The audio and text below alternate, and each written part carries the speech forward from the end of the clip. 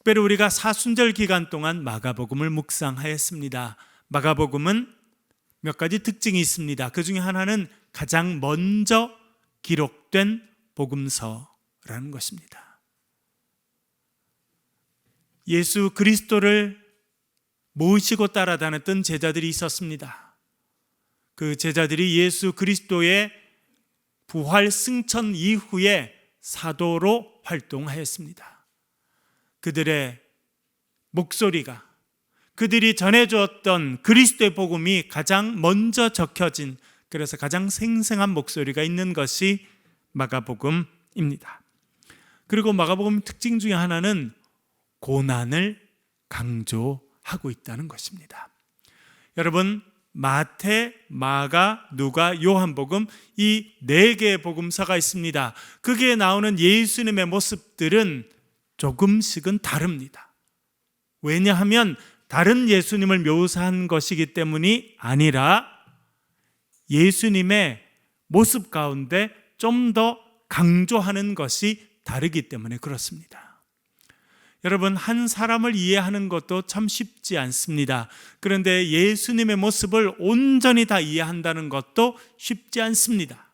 그런데 우리가 4개의 복음서를 가지고 있습니다. 하나가 아니라 4개의 복음서를 가지고 있는 것은 그 복음서마다 좀 더 강조하는 예수님의 모습이 다르기 때문에 그렇습니다. 특별히 마가복음과 요한복음은 많은 부분에 대조를 이룹니다. 요한복음의 예수님은 좀 영광스러운 모습을 가지고 계십니다. 요한복음의 예수님은 나는 생명의 떡이다, 나는 세상의 빛이다, 나는 부활이요 생명이다, 그렇게 예수님께서 누구이신지 분명히 알려줍니다. 그런데 마가복음의 예수님은 한 번도 그렇게 말씀하지 않습니다.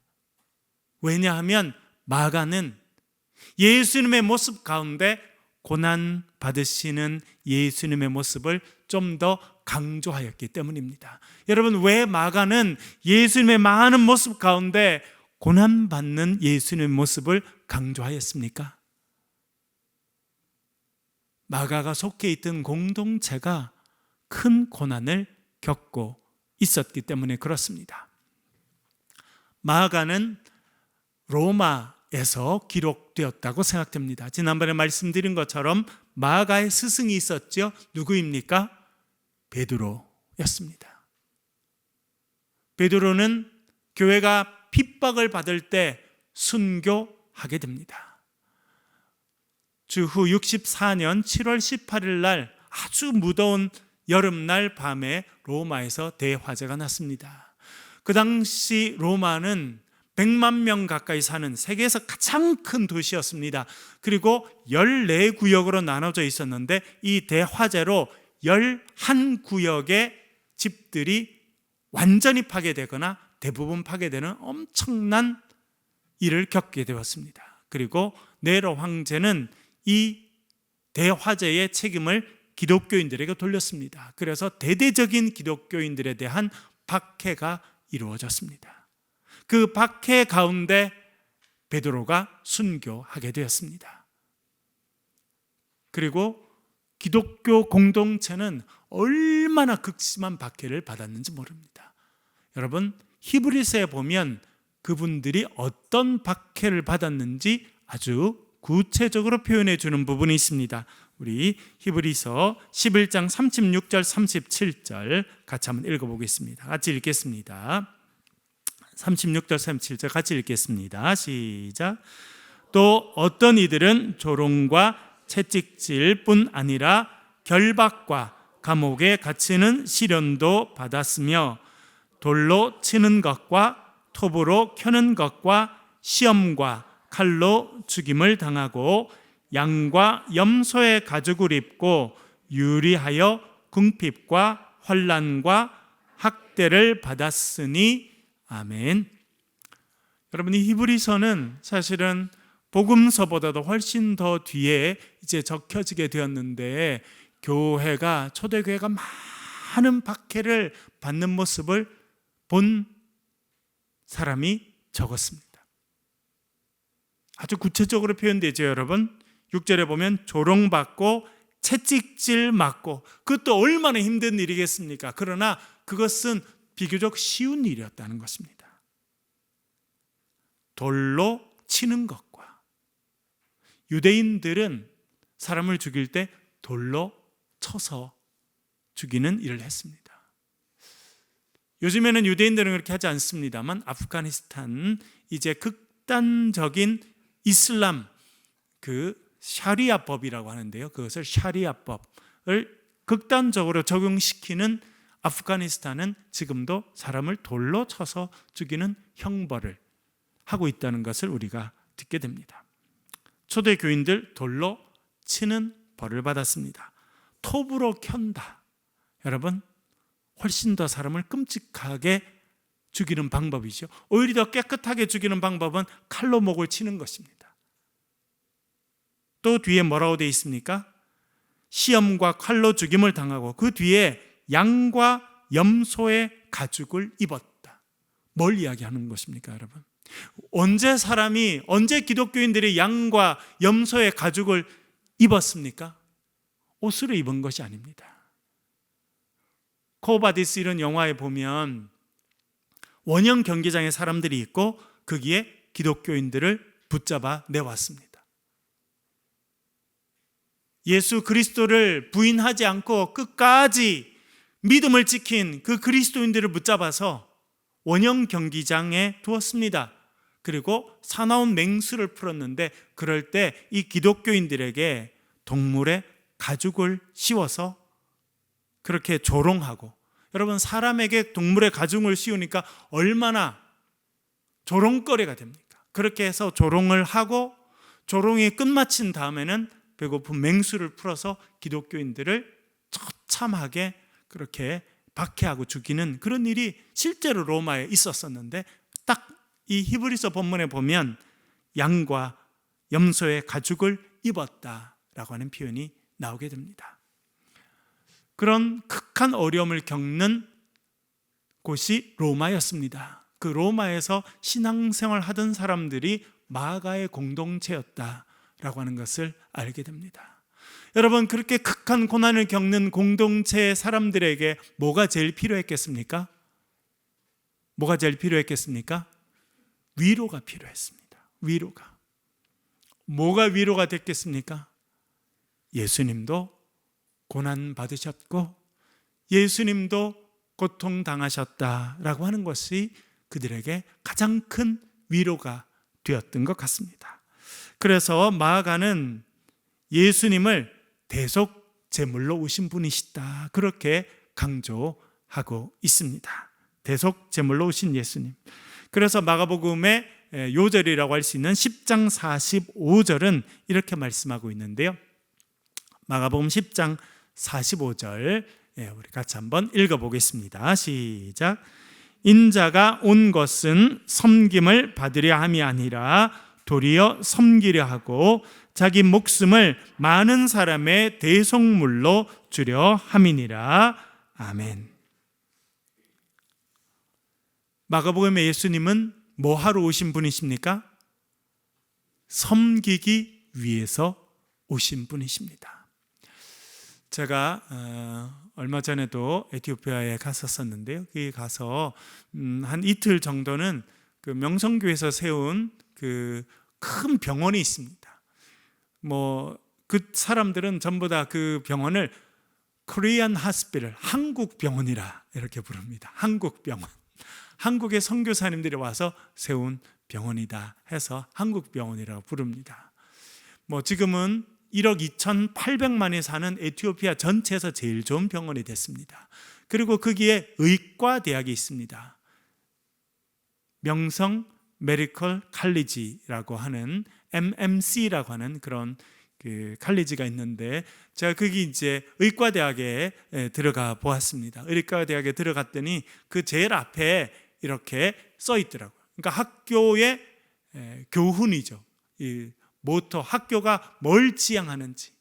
그래서 의과대학에 들어와서 앞으로 의사가 되기를 소망하는 그 학생들에게 뭘 가르치려고 하는지, 우리는 뭘 교육의 목표로 생각하는지를 학교 딱 앞에 써놨더라고요. 뭐라고 써놨냐면 영어로 써놨어요. Not to be served but to serve. 섬김을 받으려 하는 것이 아니라 섬기려 한다. 그것이 그 의과대학의 모토, 목표입니다. 예수님께서 말씀하셨죠.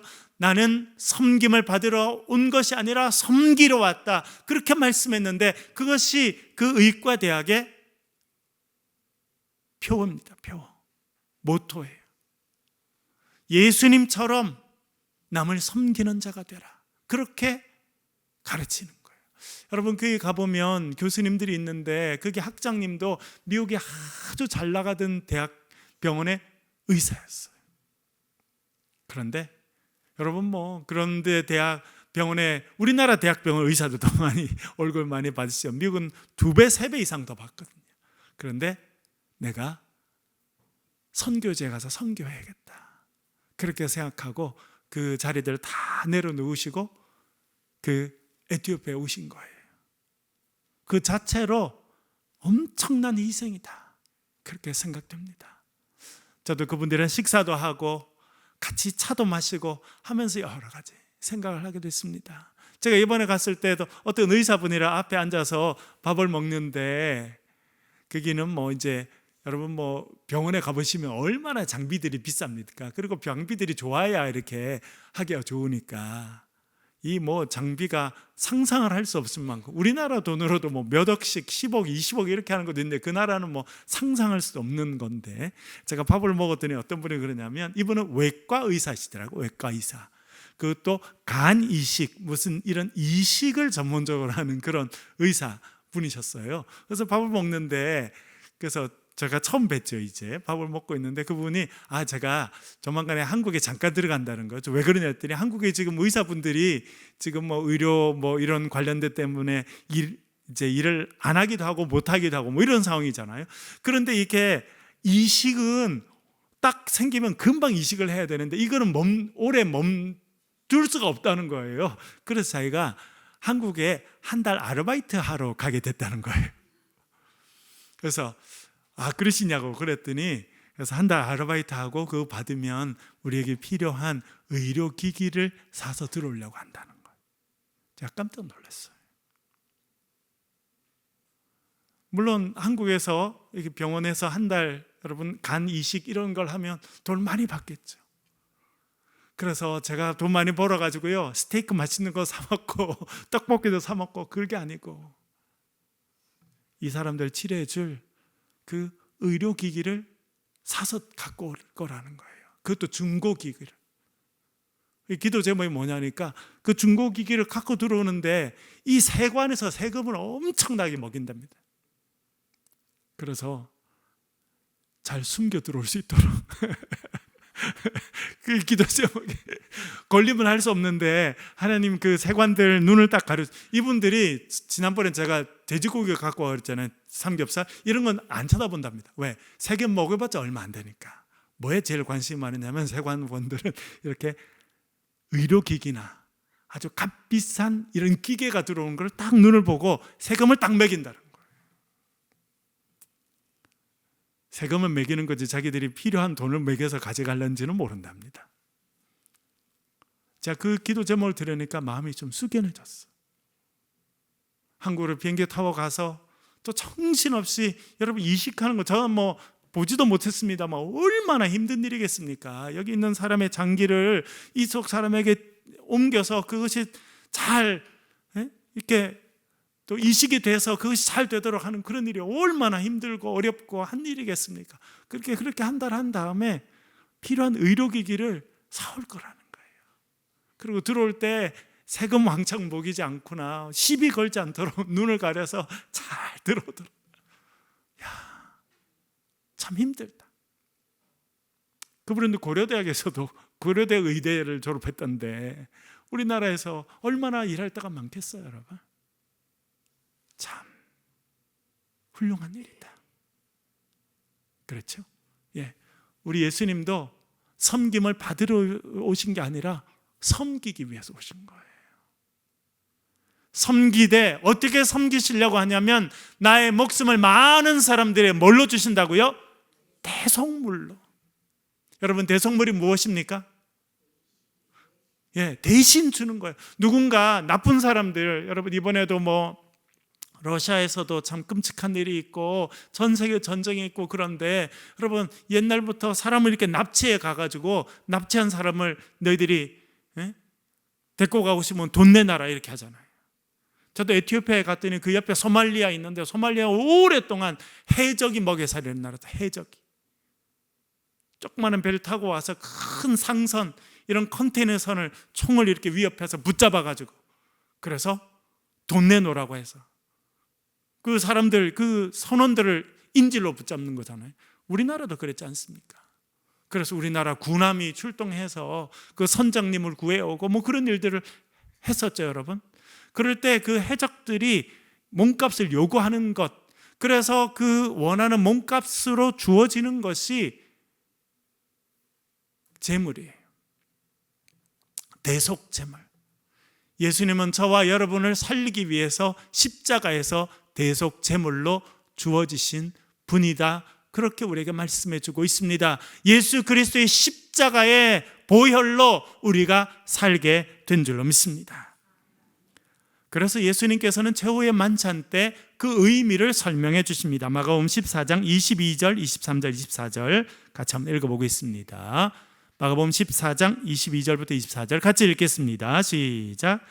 그들이 먹을 때에 예수께서 떡을 가지사 축복하시고 떼어 제자들에게 주시며 이르시되 받으라, 이것은 내 몸이니라 하시고, 또 잔을 가지사 감사기도 하시고 그들에게 주시니 다 이를 마시매 이르시되 이것은 많은 사람을 위하여 흘리는 바 나의 피 곧 언약의 피니라.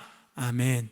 예수님께서 제자들에게 떡을 나눠주셨습니다. 빵을 찢어서, 여러분 지금도 이스라엘에 가면 피터빵이라고 하는 빵을 먹습니다. 이렇게 동그랗게 생겼고 가운데는 아무것도 안 들었어요. 이렇게 우리 공갈빵처럼 이렇게 생기기도 하고, 어떻게 보면 우리 호떡, 좀 큰 호떡처럼, 근데 꿀이 안 들어간 호떡처럼 이렇게 동그란 건데, 그걸 그냥 이렇게 밀가루 반죽해서 사람들이 이렇게 그렇게 먹는 빵이거든요. 그 빵을 예수님이 찢어서 주셨습니다. 그래서 제자들이 그 빵을 씹어서 먹는데 예수님은 뭐라 말씀하시냐면, 이것은 너희를 위한 내 몸이다.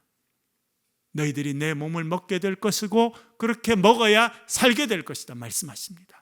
먹은 다음에 잔을 가지시고 포도주를 따라서 나눠주십니다. 그리고 말씀하십니다. 이것은 너희를 위한 내 피다, 언약의 피다, 그렇게 말씀해 주십니다. 예수님께서는 십자가에서 몸을 찢어주시고 피를 흘려주셨습니다. 그 은혜로 저와 여러분이 살게 된 줄로 믿습니다. 마가복음 14장 33절 34절 읽어보겠습니다. 그렇게 최후의 만찬이 있은 후에 주님께서 겟세마네 동산에 올라가십니다. 이렇게 말씀하십니다. 33절 34절 같이 읽겠습니다. 시작. 베드로와 야고보와 요한을 데리고 가실새 심히 놀라시며 슬퍼하사 말씀하시되 내 마음이 심히 고민하여 죽게 되었으니 너희는 여기 머물러 깨어 있으라 하시고. 아멘. 예수님도 괴로우셨습니다. 여러분, 왜 예수님은 십자가 앞두고 괴로우셨을까요? 예수님은 온전한 하나님이신 동시에 온전한 인간이셨기 때문에 그렇습니다. 이것은 너무나 중요한 내용입니다. 예수님 하나님이시니까 십자가 달리는 거 쉬운 일이지. 여러분, 그렇지 않다는 거예요. 예수님은 온전한 하나님이시지만 온전한 인간으로 이 땅에 오셨습니다. 그래서 우리가 겪는 모든 아픔과 두려움과 힘든 것들 예수님 다 겪으셨다는 거예요. 그래서 예수님은 우리의 참된 위로자가 되실 수 있습니다. 우리도 보면, 목회하다 보면 우리 교회에서도 항암 치료를 받고 암 수술하신 분들이 있으시잖아요. 그렇죠, 여러분? 여러분들 여러분 계시고 주의 은혜로 또 완치가 돼서 치료가 돼서 살아가시는 분들이 있습니다. 여러분, 제가 우리 교인 가운데서도 그런 어려운 병, 암 진단을 받고 이렇게 하시는 분들 위해서 기도하지만 저는요 100% 다 느끼지 못해요. 왜? 제가 그 과정을 겪어보지 않았잖아요. 그러나 그 일을 먼저 겪으신 분들은요, 정말 진심으로 위로할 수 있습니다. 내가 가정을 겪었잖아요. 얼마나 충격적인지, 얼마나 고통스러운 일인지, 얼마나 힘든 일인지, 얼마나 두려운 일인지 내가 겪어봤으니까 그래서 정말 위로할 수 있습니다.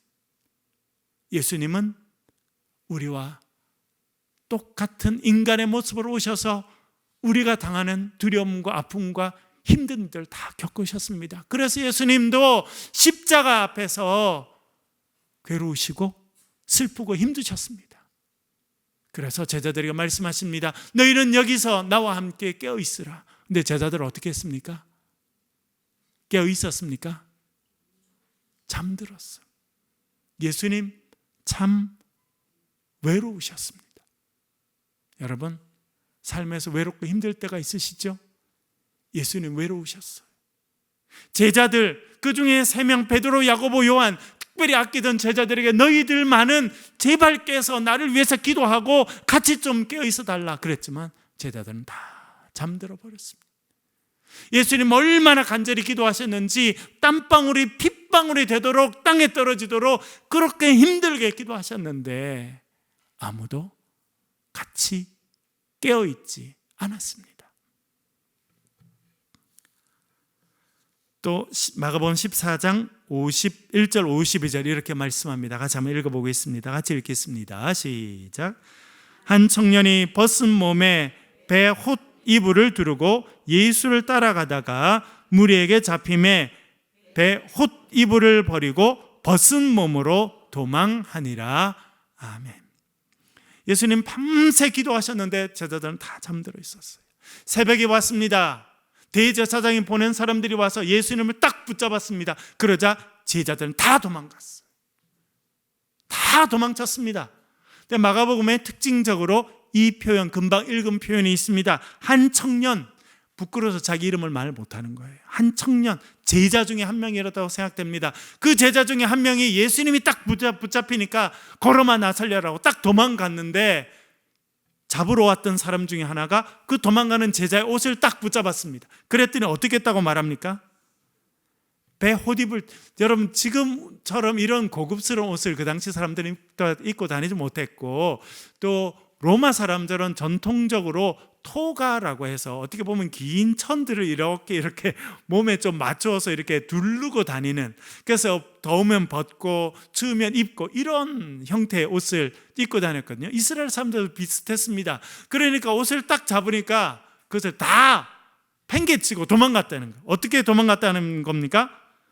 배 홑이불을 벗어버리고 벗은 몸으로 빨가벗고 도망갔다는 겁니다. 부끄러운 것보다 붙잡히는 게 더 무서워서 그렇게 빨가벗고 도망쳤다. 철저히 도망쳤어요.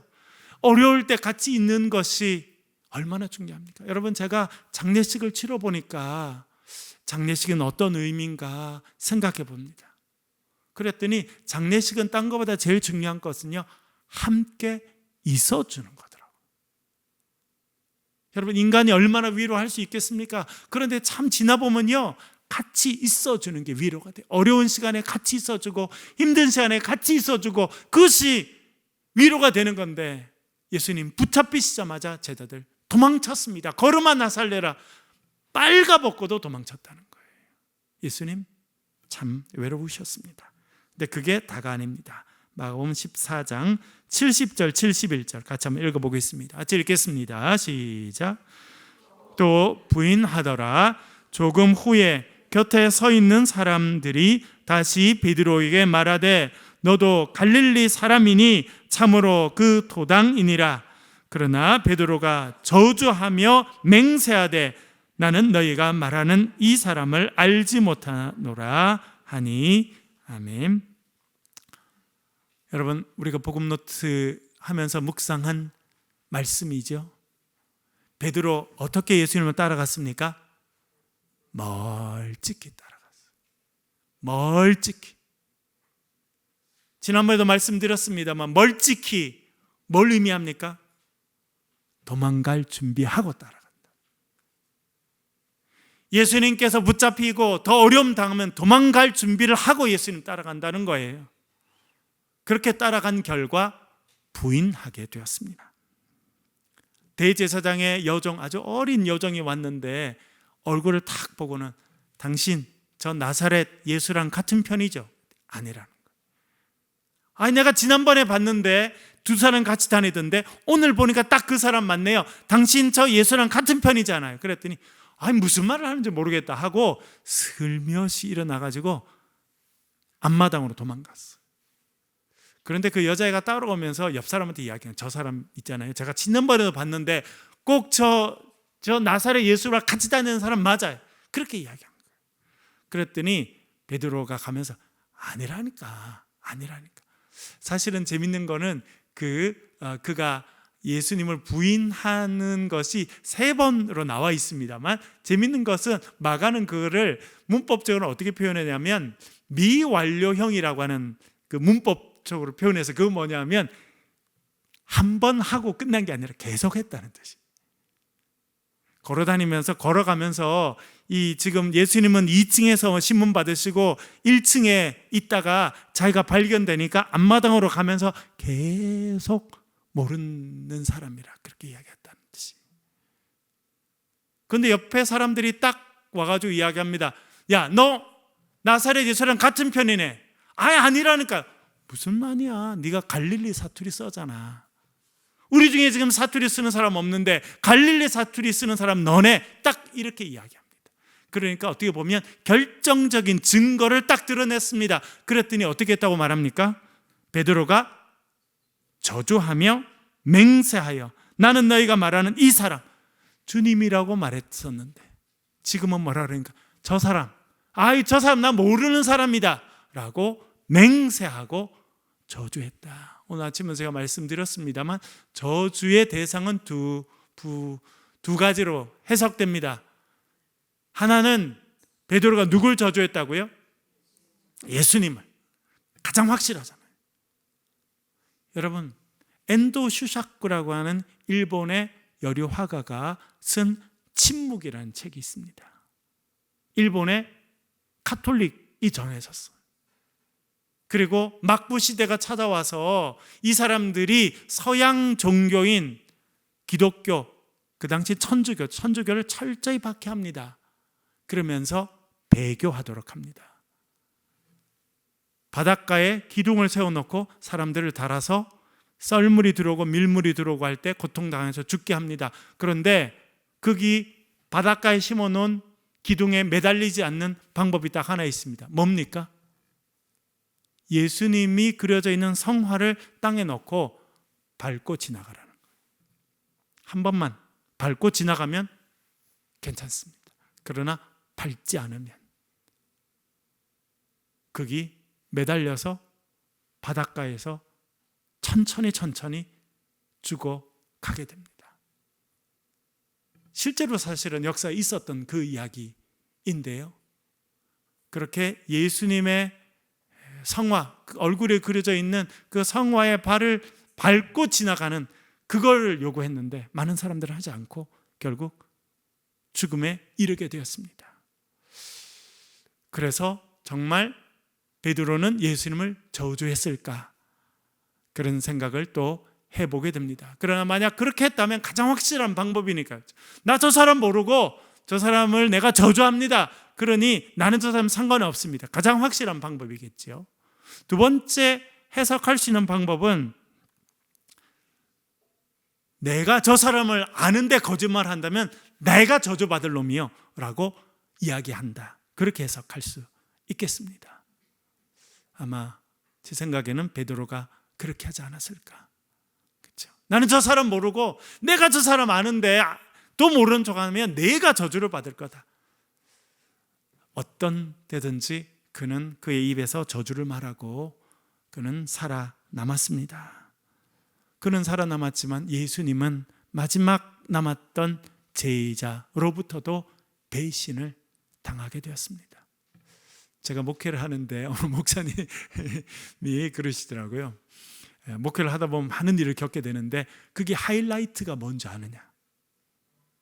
목회할 때 어렵고 힘들 일도 많은데 하이라이트가 뭔지 아느냐? 뭘까요, 여러분? 배신을 당하는 거라는 거예요. 그런데 너무 슬퍼할 필요는 없대요. 예수님도 그러셨으니까.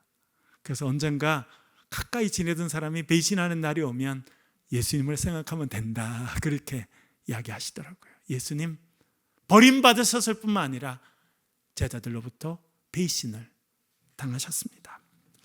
세 번째, 십자가에 달리신 예수 그리스도. 마가복음 15장 17절부터 20절 같이 한번 읽겠습니다. 같이 읽겠습니다. 시작.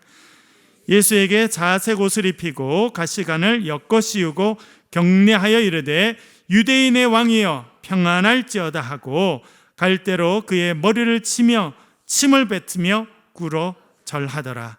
희롱을 다 한 후 자색 옷을 벗기고 도로 그의 옷을 입히고 십자가에 못 박으려고 끌고 나가니라.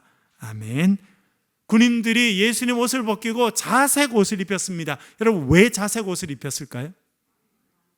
그 당시 자색 옷은 왕과 귀족들이 입는 옷이었습니다.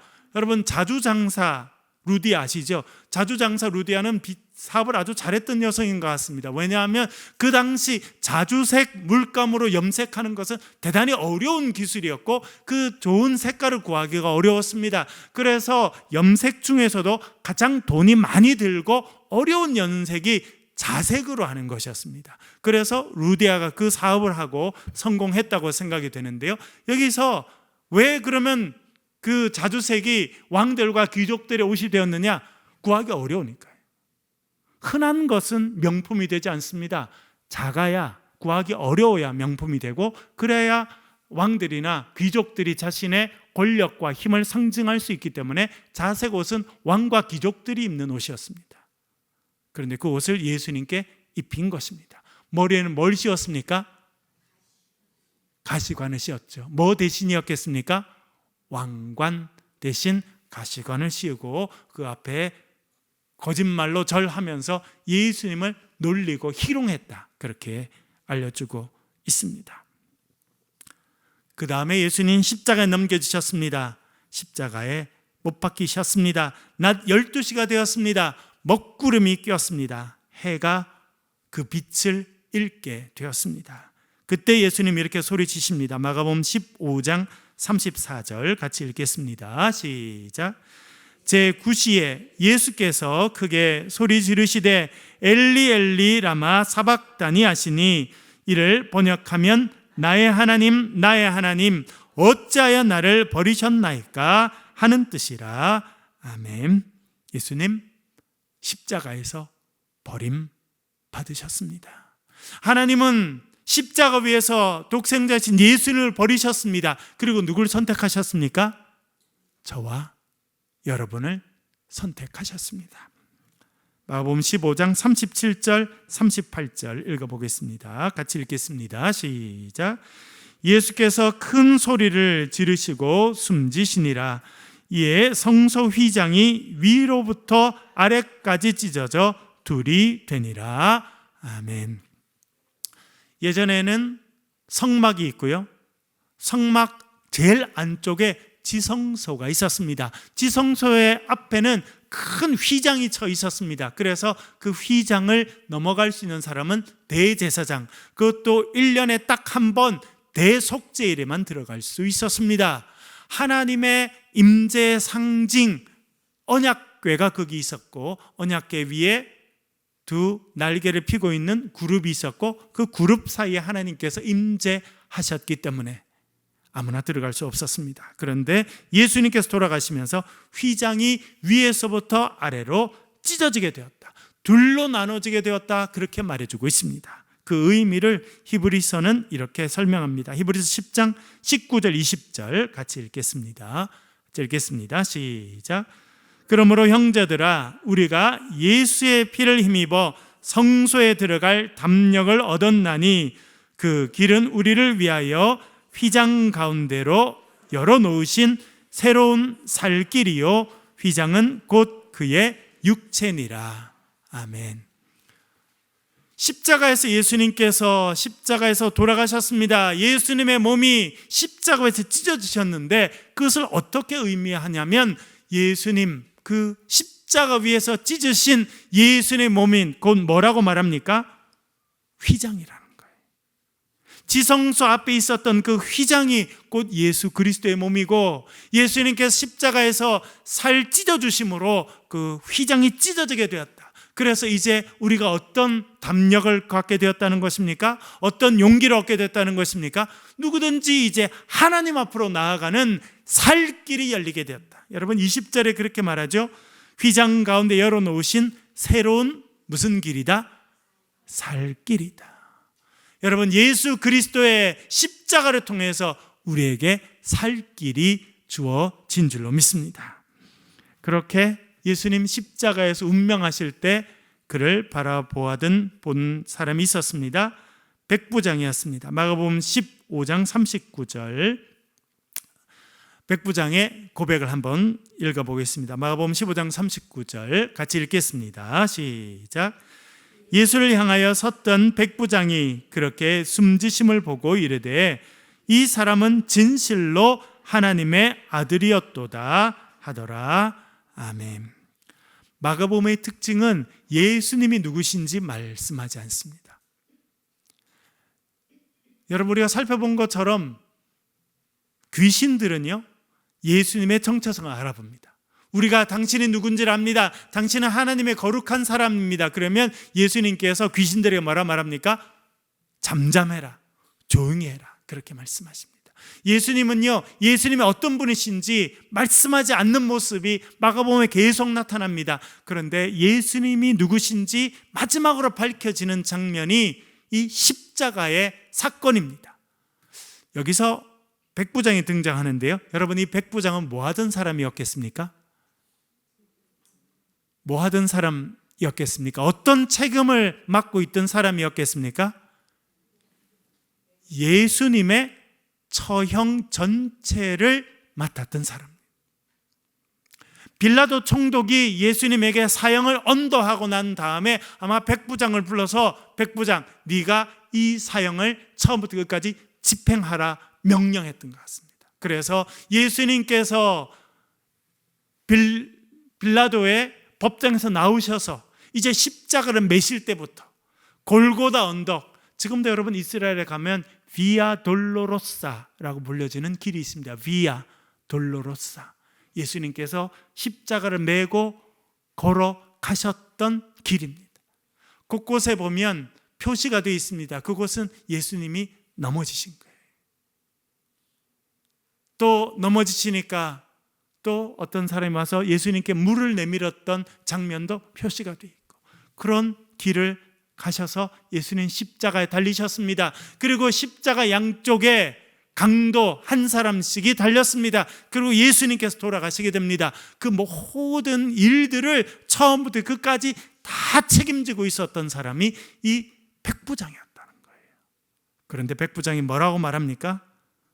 예수님께서 숨지시는 걸 보고 뭐라고 고백했다고 말합니까? 이 사람은 진실로 하나님의 아들이었도다. 우리가 엊그제 살펴보았습니다만 여러분, 마가복음 1장 1절은 복음에 대해서 뭐라고 말합니까? 하나님의 아들 예수 그리스도 복음의 시작이다. 처음에도 예수님이 하나님의 아들이심을 증거해주고 있고, 이제 마가복음이 끝나가는 제일 마지막 부분에도 예수님, 그는 정말로 하나님의 아들이었다, 그렇게 말씀해주고 있습니다. 여러분, 하나님의 아들이신 예수 그리스도를 여러분 인생의 주인으로 모시고 살아가실 수 있기를 간절히 바랍니다. 그 예수님 어떤 모습으로 마지막 우리에게 나타나실지 요한계시록 5장 12절 이렇게 말씀합니다. 같이 한번 읽겠습니다. 같이 읽겠습니다. 시작. 큰 음성으로 이르되 죽임을 당하신 어린 양은 능력과 부와 지혜와 힘과 존귀와 영광과 찬송을 받으시기에 합당하도다 하더라. 아멘. 죽임 당하신 어린 양, 그분은 언젠가 우리 가운데 구원자로 임하게 되실 줄로 믿습니다. 우리가 예수 그리스도를 구주로 모시고 살아가고 그 예수 그리스도의 고난에 동참하게 될 때 우리 언젠가 주님 허락하실 아름다운 천국 잔치에서 주님을 찬양하며 살아가는 주의 백성들이 될 줄로 믿습니다. 그런 믿음의 사람으로 살아가시는 저와 여러분 되시길 주의 이름으로 간절히 축원합니다. 우리 한번 통성으로 같이 한번 기도하겠습니다. 오늘 주신 말씀을 생각하며 주님 고통당하시고 참 외로우셨습니다. 배신도 당하셨습니다. 그러나 십자가에 달리심으로 우리에게 영원한 생명을 주셨습니다. 그 주님만 의지하며 살아가는 우리 모두가 되게 도와주시옵소서. 우리 통성으로 기도하시고 개인적으로 기도하시다가 돌아가시길 바랍니다. 소리를 내서 통성으로 같이 한번 기도하겠습니다. 기도하십시다. 참 좋으신 아버지 하나님,